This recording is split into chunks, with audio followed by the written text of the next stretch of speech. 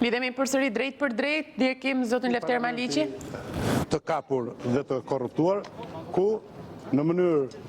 të pabes, ashtu siç ka bërë ky parlament për të pasuruar PPP-t dhe rilindjen me votimet e tyre në blok, ashtu siç ka bërë ky parlament për ndryshuar 5 qershorin në rezidencën amerikane për prishjen e koalicioneve ku u arrit edhe masakra me rënd elektorale me vjedhje, blerje, manipulime e gjitha me radhë, ashtu siç bëri ky parlament ku vetoi ligjin antikushtetues për KÇK-n, ku subjektet e krimit të gjitha u përdorën nën presion për blerje, shantazhim, kërcënim të votave të shqiptarëve, por unë dua t'u them që ky është një seancë qesharake, ju keni qeshur gjithë në këtë parlament të kapur, aktrim, estrad. Sot nuk bëhet fjalë për shkarkimin e presidentit, sepse votat këta i kanë në Parlamentin e Shqipërisë. Është gjykata kushtetuese ajo që vendos dhe besoj dhe shpresoj që edhe gjykata kushtetuese ky i marr me alibit e tij mos ta ketë kapur deri në fund, sepse nuk ka asnjë shkelje të rëndë kushtetuese për shkarkimin e presidentit, si vetëm njeri që mbron votën e lirë, demokracinë, kushtetutën dhe sovran i vendit, por duhet të them që Edi Rama ka ngritur prej kohësh alibin që një pjesë e ndërkombëtarëve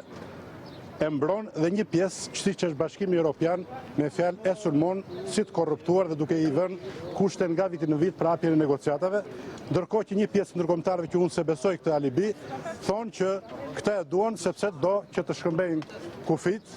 do që të shesin detin, do që të mbushin Shqipërinë me lindor irakian, libian e të gjitha me radhë. Unë nuk e besoj, si politikan prej 7 vitesh deputet i Kuvendit Shqipërisë dhe antar i Komisionit të Sigurisë, por unë duhet ju them edhe një shprehje të artë të zotit Ruçi, që pas pak besoj që drejton seancën, i cili kur ka qenë kryetar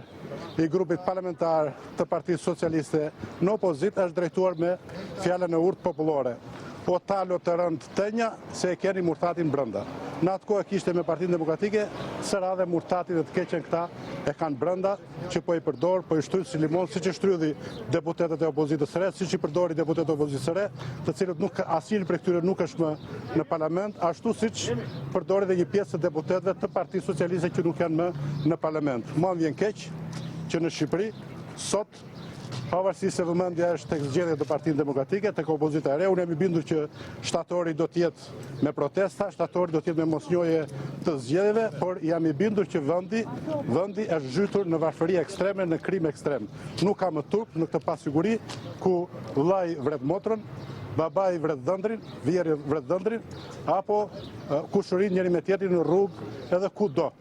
Gjë që keni parë, vrasje makabre që ndodhin apo dhe vrasjes me pagesë, vjedhje, grabitje të gjitha me radhë. Shqipëria është ku thret qameti. Mos shikoni dritën me diell, po shikoni korrupsionin, drogën, trafiqet, krimin, babzin, zaptimin e institucioneve. Besoj dhe shpresoj që 23 qershori të jetë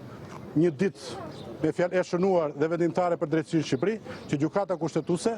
në bazë të raportit së BE-dit, në bazë të votimeve me një forcë politike, moniste, të anullojë zgjedhjet lokale dhe vendit kalojnë në parametrat e duhur në një përballje dinjitoze me këtë mafie që drejton sot Shqipërinë. Unë kam besim dhe i bëj thirrje gjithë, madje gjej edhe momentin